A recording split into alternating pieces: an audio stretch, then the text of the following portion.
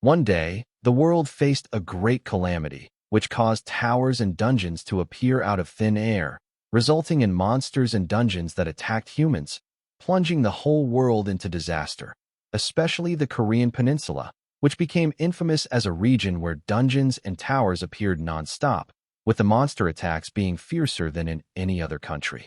The surprise attacks of monsters on poor, unguarded citizens made all of it a literal hell. But within the deep darkness, the brightest lights are created, and in the novel that our boy wrote, these lights are called heroes. The novel mentioned that Korea battled monsters through the power of the heroes, who were able to slowly get various towers and dungeons under control, and by using the industry created around calamity as a driving force, the Koreans eventually managed to recover from the brutal crisis. With the passage of time and countless efforts of the light that shone upon Korea, the country became a leading global power rivaling countries like America, and it became a country where heroes from all over the world would gather. Korea, as a countermeasure against the increasing monsters and dungeons, founded a hero institution using state-of-the-art magic and magical engineering. The organization, known as Cube, welcomed hero cadets from all over the world who had overcome incredible acceptance odds to join the organization. And it is the same organization where the hero who will save the world and his rival exist in the novel. Our boy, the author of the novel, set the story this way. However, there is a problem, for the very world he wrote in his novel is unfolding in front of his eyes. Everything from the cube, the cadets, and the hero of the novel is strikingly similar to the novel our boy wrote, which surprises him a lot. However, our boy is further surprised when he realizes that he is able to hear many voices dissing Kim Soo-ho, claiming that he just lucked out, while other people praise him, wishing to be in his place. The announcer, who is presenting achievements of Kim Soo-ho and introducing the top cadets, mentions that Kim Soo-ho, who is the top student this year, is one of the youngest students. Kim Soo-ho, the main character of the novel our boy wrote, is the person who leads this chaotic world that is dominated by both heroes and monsters. Kim Soo-ho has the traits of an upright hero who upholds good and justice every time. However, he has a special secret, which he is hiding from everyone. According to the story of the novel that our boy wrote, Kim Soo-ho will face off against his rival, Shin Jong-hak, who secured second place amongst all the candidates. Shin Jong-hak is the fourth generation of Jinsung Corporation and has incredible potential, rivaling that of the main character. However, he is a future villain and a firm believer in the doctrine of elitism. Although both of them are cadets at this point, later in the story, Shin becomes a villain due to a sheer inferiority complex against Kim Soo-ho, resulting in a fierce battle between them, with Shin representing darkness that wishes to engulf the entire world, while Soo-ho representing light that shines only to free the world of the terrors of the darkness. After seeing the two central characters of the novel he wrote stand right next to each other, our boy concludes that he is actually in the world of his own novel, which then causes our boy to question his identity, for if it is a character that he wrote for a novel, then it should at the very least have a name.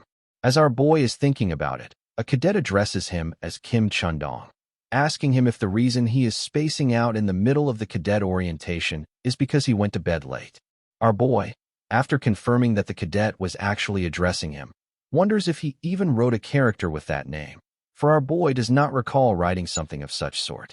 Our boy believes he might remember something if he sees his face, but as our boy looks at the camera, he gets shocked, for he does not even have a face.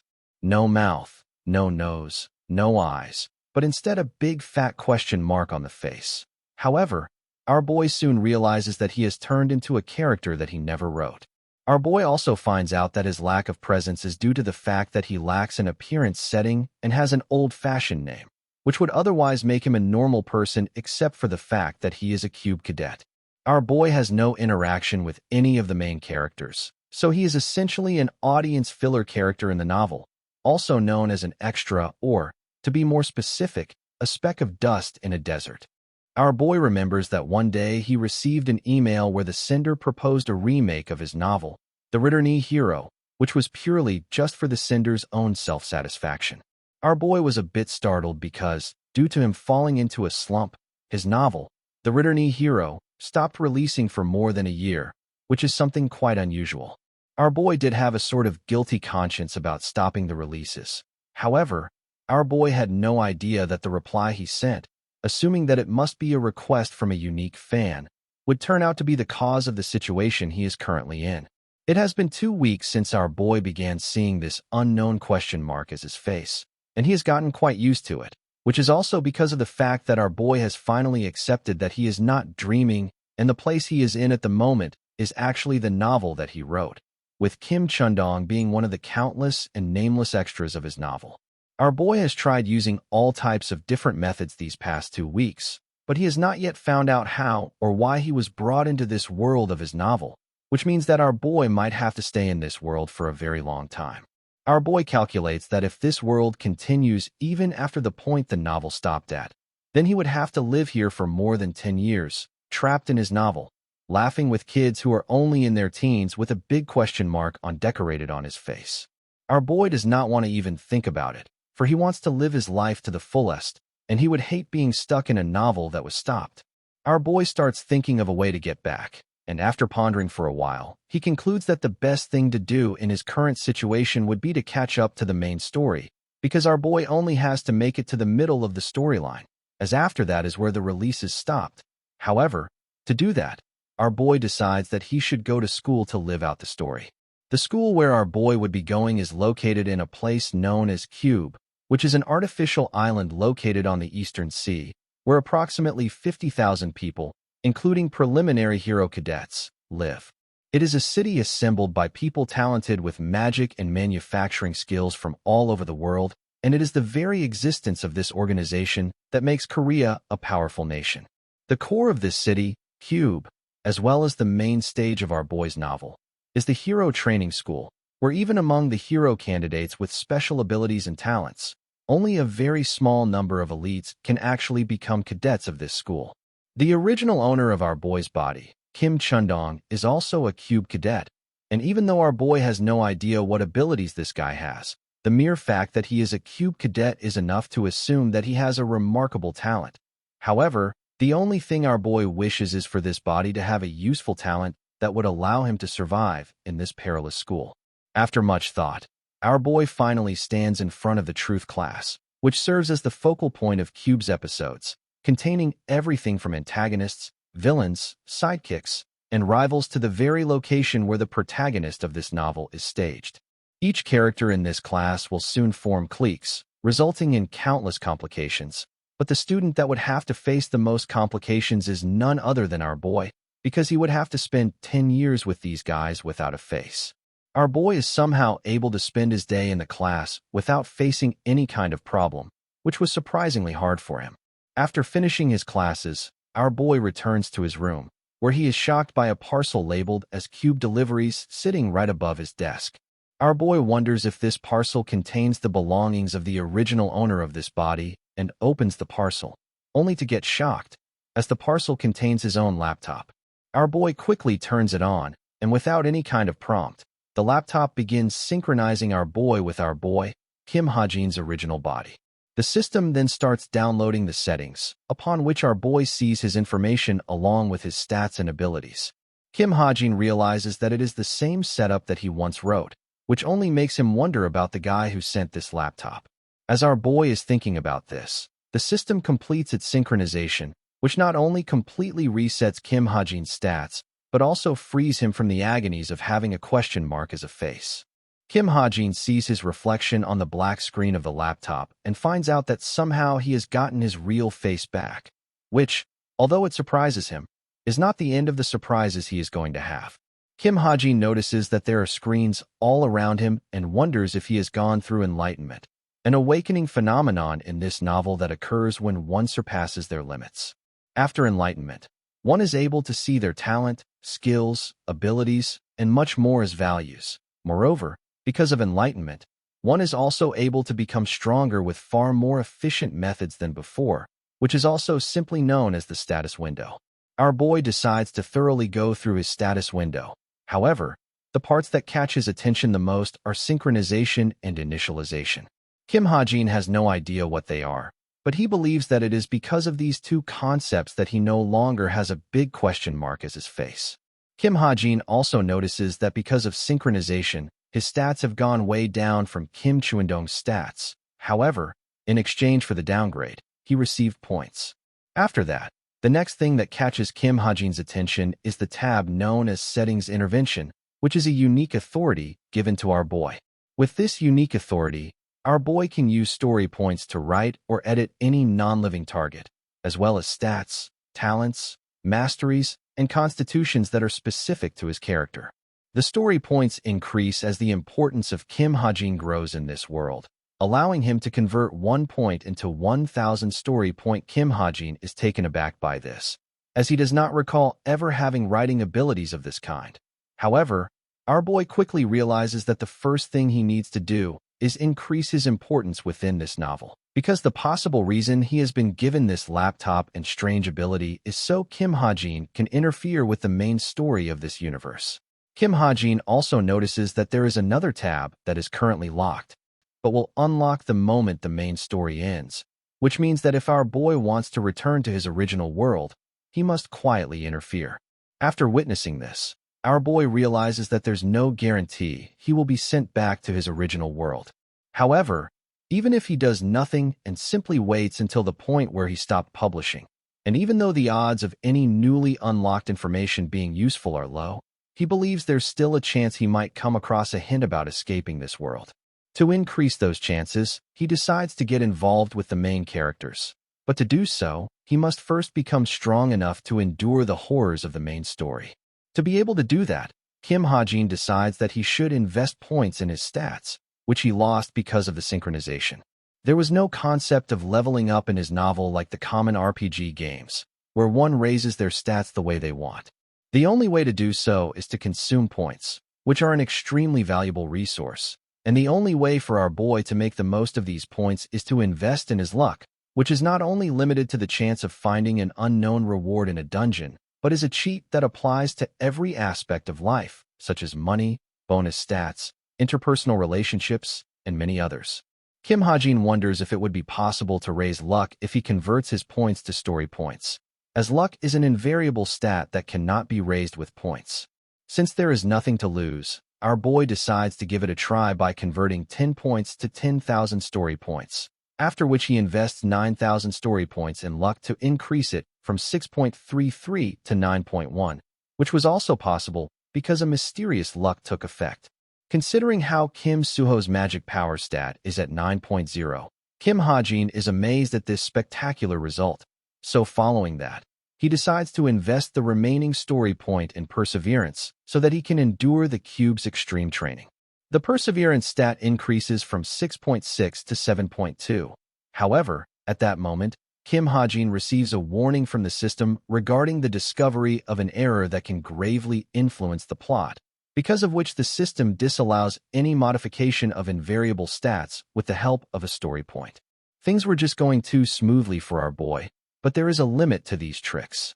However, Kim Ha-jin is still glad that he managed to salvage luck and perseverance, both of which will help him in the long run. As he is lamenting over this limit by system, our boy recalls he has another 10,000 story point from novice consideration, which allows Kim Ha-jin to write a talent worth 10,000 story point. However, Kim Ha-jin thinks he should ponder over it a bit more before actually using it.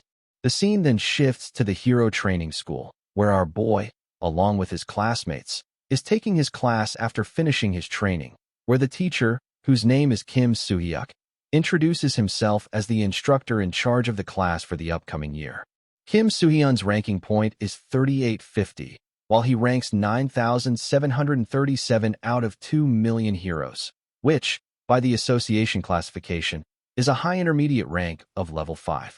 After introducing himself thoroughly, Kim Soo-hyun shifts to the matter at hand, where he explains how tough it would be for all of them in the cube, for each and every one of them will be evaluated solely based on grades, and if any one of them underperforms, he or she will be held back. To explain to the new students how difficult it is, Kim Soo-hyun further adds that statistically, less than half of the cadets graduate from the cube without getting held back. Kim Soo-hyun further mentions that because this facility's purpose is to nurture heroes, each and every one of them will be judged by exact and strict standards, thus making it hard for them to pass. After explaining how things work to the students in a very thorough way, Kim Soo-hyun orders his students to follow him, as it is time for the first part of the schedule, which is the selection of one's main weapon. Kim Soo-hyun unlocks the weapon inventory with his fingerprints, which opens a door to loads of exquisite weapons, which is more than enough to amaze the new cadets, as they cannot stop gazing at them. Kim Soo-hyun scolds them for wasting time and tells them to quickly pick up a weapon of their choice. Kim Soo-hyun instructs the students to choose their first weapon wisely, for once they pick their main weapon, they would then not be able to change it for at least 6 months.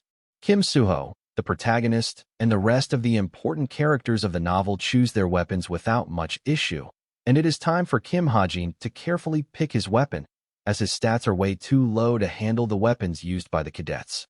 Kim Ha-jin believes that even if he raises his stats from now on and tries to use these weapons, the result will only fall short compared to the required effort, which is why Kim Ha-jin has few conditions to choose a weapon of his choice. Kim Ha-jin decides that his weapon should be among those that he has already used in his original world, while at the same time, it should take the least amount of time to adapt to it. After pondering for a moment, our boy goes on to pick a handgun, which not only surprises the cadets, but also startles the instructor, who asks Kim Ha-jin if he is really certain about his choice. The reason Kim Soo-hyun is making sure of that is because he remembers Kim Ha-jin using a sword at the military academy, to which Kim Ha-jin responds that he decides to make a change after coming to the cube, which, although it does not satisfy the instructor, he allows Kim Ha-jin to stick with a handgun, as all the decisions in the cube are made by the cadets, no matter if that decision is correct or not, for cadets will take all the responsibility. But even though the instructor allows it, it does not mean no one will object to it, for all the other cadets start whispering about Kim Ha-jin's choice, as they consider it a foolish one, wondering if they should beat the attention seeker during the practical battle. However, our boy does not pay them any attention because, in this world, the gun is still a good weapon for normal civilians who cannot handle magic power. The magic bullet is the most commonly used bullet type because it is imbued with mana, making it far more destructive than a standard metal bullet. Despite this advantage, the gun is avoided here because its limitations are obvious. The first reason being, no matter how strong the owner is, the destructiveness of the gun is limited, and the second reason is that the gun has a short history. In the world of this novel, myths and legends come to life, and the artifacts of myths and legends exist as armaments in real life, which means the grander the origin and deeper the history related to the said object, the more a weapon's rank increases. So because of this reason, the cadets in the cube usually choose the weapons of old over the modern weapons. The cadets thus do not rely on magic bullets, but rather on their own abilities, and even if they reach their limit, they can use the power of their armament to go one step further. However, this has nothing to do with Kim Ha-jin, because our boy is not a protagonist. Furthermore, he has never held a blade, so he cannot even consider comparing to other cadets. Our boy does not think picking a gun would be a worse choice because it is a weapon he can instantly wield, and the fact that Kim Ha-jin is using it would be enough to make him stand out to let him gain story point. After choosing the weapon, the next thing on the list is to get a talent, which is a very special ability, and even though most people only received one talent throughout history, there are a few characters that are exceptions, one of which is Kim Soo-ho, who is both an inactive talent and an activated talent, as he is the owner of the Sword Saint. The scene then shifts to Kim Soo-ho, who enters the training center so that he can train with his new weapon, where he gets surprised to find his friend Chai Na-yoon, asking her if she is here for training. Chai Na-yoon, annoyed at the question, nods, telling Kim Soo-ho that she's here to train. Kim Soo-ho then tells Na-yoon that he came here because there were not many people after class, and Kim Soo-ho mentions that after seeing Na-yeon, he remembered that they now have another sharpshooter in their class, who goes by the name Kim Ha-jin. However, Chai Na-yeon is not pleased upon hearing Kim Ha-jin's name. Chai Na-yeon mentions that she cannot accept Kim Ha-jin as a sharpshooter, as he has barely a range of 1 kilometer. Na-yeon believes that Kim Ha-jin is trying to hold on for a little, as according to Chai Na-yeon, Kim Ha-jin will soon give up on becoming a hero and will take an early retirement, since that would not put the status of a dropout on his record. However, Kim Soo-ho, on the other hand, seems to not agree with Na-yeon and tells her to not speak of giving up so lightly. Na-yeon does not like getting bossed around by her friend, so she tells Kim Suho to get out of the training room if he has no intention of training. The scene then shifts to our boy, who feels like someone is talking about him and wonders if he can add that in his story points. Kim Ha-jin is thinking about what he should write as his first talent, because, considering how Kim Suho became the greatest hero with his talent alone, it is a very important thing. Moreover, our boy will also receive 10,000 story point after writing his first talent, so he cannot throw this opportunity away. After pondering for a while, Kim Ha-jin decides to go with the talent of Master Sharpshooter, which allows him to be proficient at wielding long-range weapons. After Kim Ha-jin finishes writing his talent, it automatically gets edited into a talent tab, which mentions his talent name, Master Sharpshooter, at the top, which is a spirit attribute, and is a low-intermediate rank talent. Kim Ha-jin's talent is also an evolving talent, with a proficiency of grade 10, which our boy thinks is much better for a long rank, even though it is quite pitiful at the moment. Kim Ha-jin's talent further grants him 3 skills, one of which is bullet time, that, after every 4 hours, gives a total of 3 seconds as the bullet time during a fight. The second skill is Master Sharpshooter Training, which provides proficiency in all types of long-range weaponry, which our boy believes is useful because instead of just getting limited by a gun, Kim Ha-jin would also be able to use a bow in the future. Our boy decides to pursue this talent, which makes him feel a little more prepared for what lies ahead, and all he has to do now is survive until the end of the novel with it. The scene then shifts to the hero training school, where Kim Ha-jin is attending a class. The lecturer is teaching from a textbook, which surprises our boy, for he only wrote a few lines of description for this book, which was enough to turn it into a textbook. Thanks to the talents, observation, and browsing, our boy is able to find answers to the questions that are being asked by the lecturer, something that would make the characters envious of our boy were they to find out about it. The 2 talents, observation and browsing, just like the name suggests, allow our boy to observe all characters that enter his field of view, along with their smartwatches, and also allow Kim Ha-jin to browse the setting timeline from the notebook whenever he wants on his retina, without a medium. Because of these 2 skills, Kim Ha-jin can not only know what other cadets are saying, but also make studying for classes easier for him. Today's class, on the other hand, as the lecturer instructs the students to memorize what they learned today since their written test is in a few days, which is something Chai Naeun hates doing, as she only wants to show her skills in the practical and her wishes get answered, because at that very moment, the students of the Veritas class are instructed to head to the square in 20 minutes, as their practical training is about to begin. Since students know how this lesson is going to be commenced, Kim Soo-hyun does not waste any time and announces the team formation. The lecturer mentions that there would be a total of 4 members in the team, and the formation will have 2 warriors, 1 sharpshooter, and 1 support. Kim Soo-hyun also adds that this team will be the same until the midterm test unless special circumstances arise. Considering some students might complain about unfair matchups, the lecturer assures them that the cadets will be distributed fairly, with both low and high-ranking cadets placed on the same team. To avoid any confusion, Kim Soo-hyun instructs them to remember the instructions and check their teams. Kim Ha-jin goes on to check his team members only to realize that investing in luck points did not do any good since he has been teamed up with Yuyona. In many novels, there are some characters, close to the main character, who interact with or clash with the main character to progress the story, often known as the members of the main cast. However, even among those in the main cast, Yuyona is someone who marches to the beat of their own drum. Yuyona is the main inheritor of Korea's #1 guild, Essence of the Strait, and the successor of a prestigious household who, in the beginning of the novel, forms the opposition against Kim Suho. However, gradually she is influenced by Kim Suho and eventually becomes a reliable ally to him. Precisely because of her character building, the connection to Yona is very important for Kim Ha-jin, because the more he gets involved in the story, the more story points he can earn. So to earn a lot of story points, our boy decides to find a method to attract Yona's attention. The scene then shifts to Yona, who is greeted by the 2 cadets from her class, Jin Ho-sung and Hazuki, who are also now her team members. Yona processes the information as if she is a robot, and after realizing these 2 are his teammates, she decides to not ignore them. Yona greets both of them very politely, which is something Jin and Hazuki find quite surprising, for all of them are of the same age. Yona then asks about the last member of their team, upon which our boy suddenly appears in front of her and things suddenly go silent. Kim Ha-jin believes he should say something, since Yona hated the people who lacked self-confidence the most. But before he is able to say something, Jin suddenly starts speaking about how famous Kim Ha-jin is amongst all of the first years, only to get scared by the dreadful voice of instructor Kim Soo-hyun, who reminds them that they do not have the time to chat.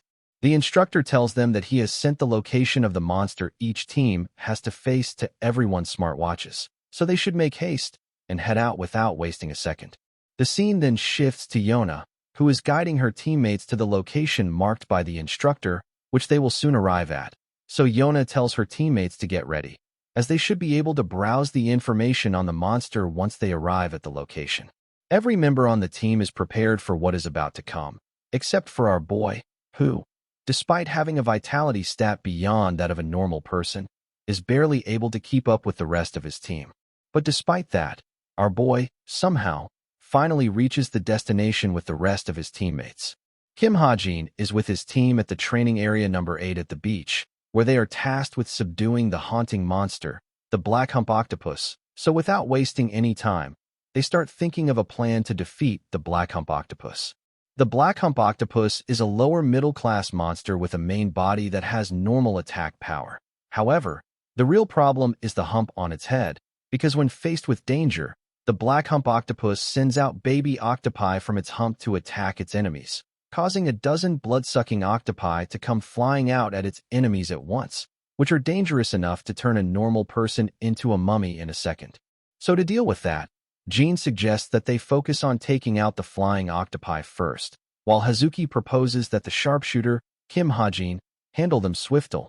However, Yona disagrees, insisting that she will take care of the baby octopi herself so the warriors can stay in the back and conserve their magic power.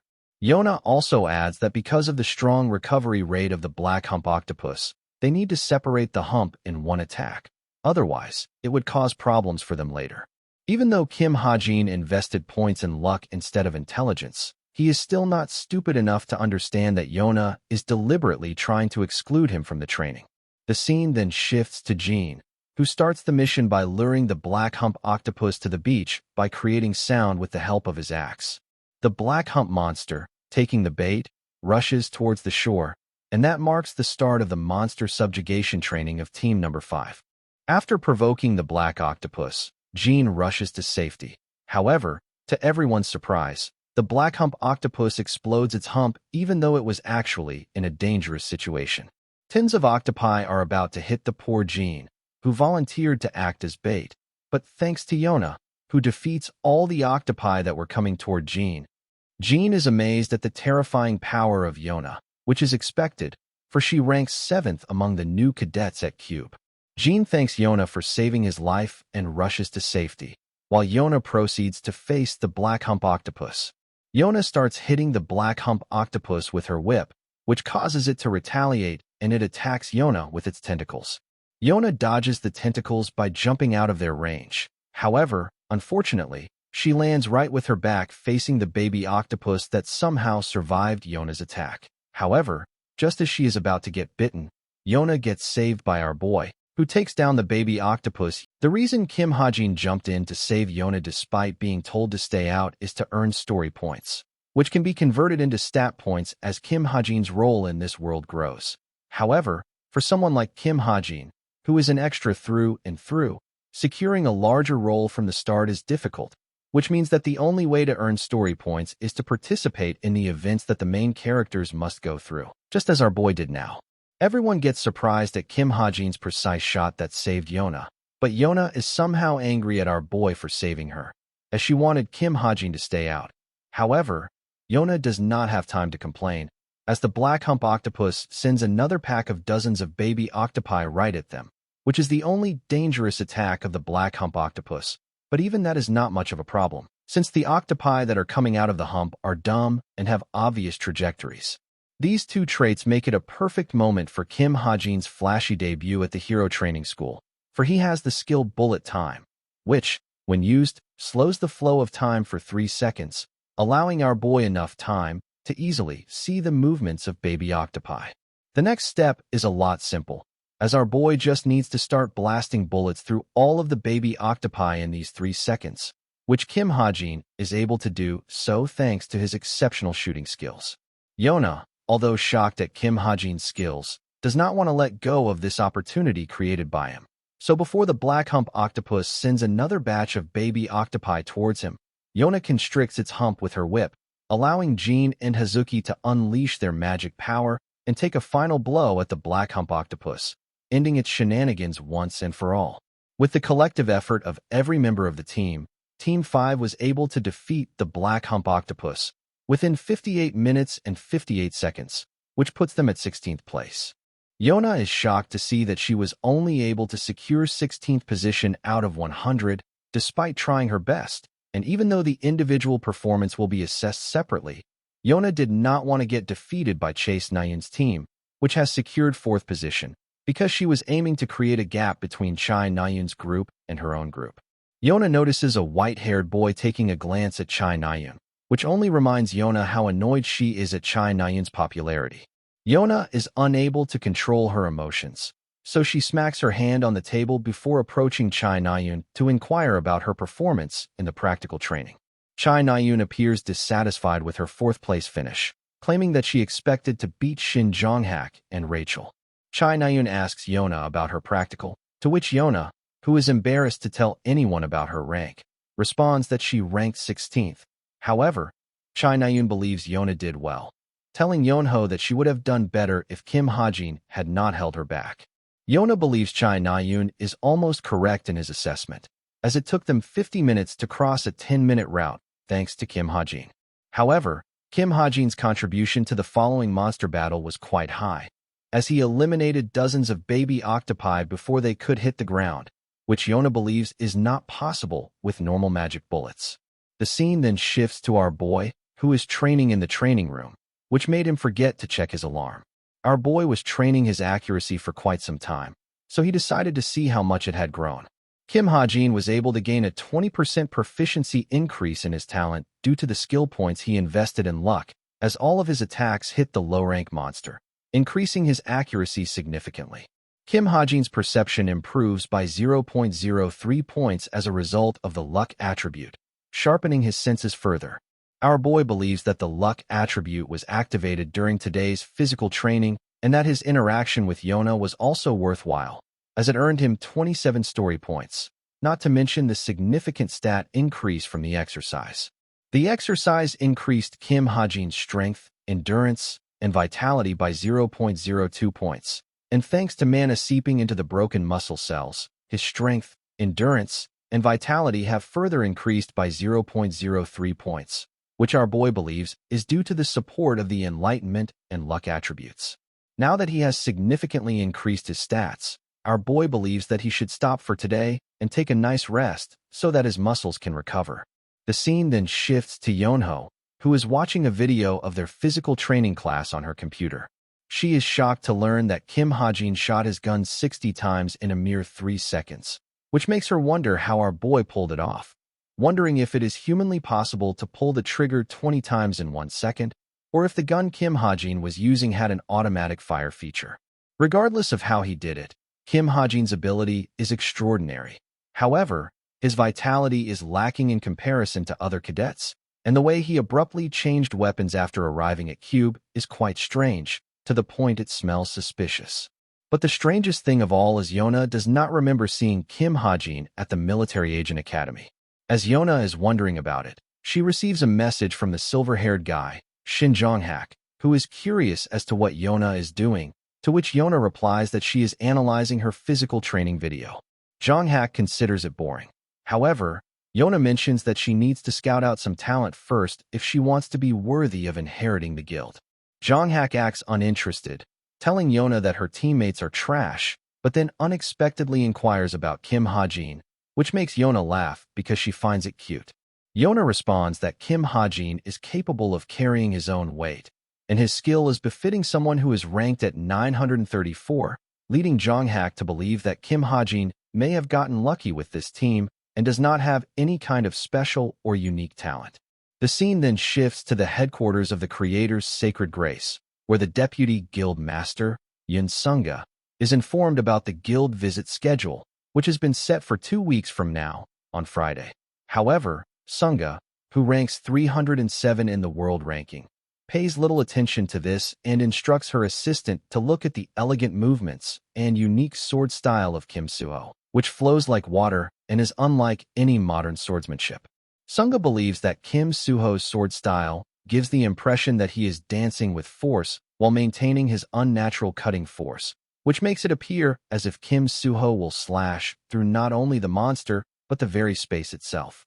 Sunga believes that all the big guilds of Seoul are aiming for Kim Suho because of skills, especially the essence of the strait, the desolate moon, and the quietus of the forest, which is also the reason Sunga wants to bring Kim Suho to her side no matter what, which might be possible considering how he does not have a connection with other guilds.